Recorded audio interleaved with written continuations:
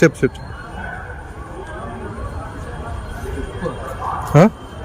తీసుకొని కొడతా.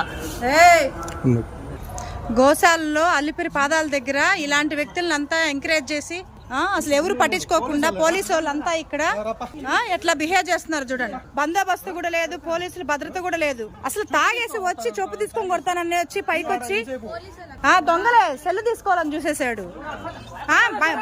బంగ్యాక్ తాగేసి బూత్ మాటలంతా మాట్లాడతా, దొంగతనం చేస్తా. ఏం సెక్యూరిటీ లేదు, ఏమీ లేదు. అలిపిరి పాదాల దగ్గర ఇట్లా ఉంది. సెల్లు దొంగతనం చేసి మా ఆడోళ్ళ పైకి వస్తా ఉన్నాడు వాడు. ఆడోళ్ళ పైకి వస్తున్నాడు, లేడీస్ పైకి వస్తా ఉన్నాడు.